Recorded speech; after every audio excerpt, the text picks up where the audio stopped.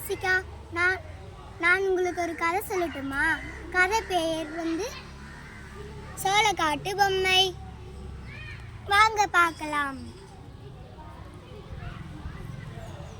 ஒரு சின்ன கிராமம், பெரிய வயல்.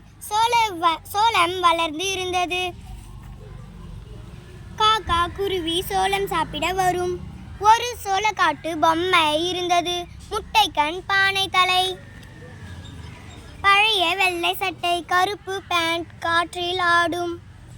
பறவைகள் பார்த்து பயந்து ஓடும். ஒரு நாள் புயல் காற்று வீசியது. மழை வந்தது. சோளக்காட்டு பொம்மையின் சட்டை பேண்ட் கிழிந்தது. ஒரு காக்கா பறந்து வந்தது. சோளக்காட்டு பொம்மையை பார்த்தது. அச்சோ, சட்டை கிழிந்து விட்டதே. அங்கே ஒரு வீடு, யாரும் இல்லை. சட்டை பேண்ட் எடுத்து வந்தது. இது உனக்கு தான் என்றது காக்கா. பொம்மை அசையாமல் நின்றது. காக்கா குழம்பி நின்றது. ஓ, இது பொம்மையா? நான் தான் ஏமாந்து விட்டேன். காக்கா பறந்தது. காக்கா ஜாலியாக சோளம் தின்றது. சோளக்காட்டுக்கு வழி காட்டுங்கள்.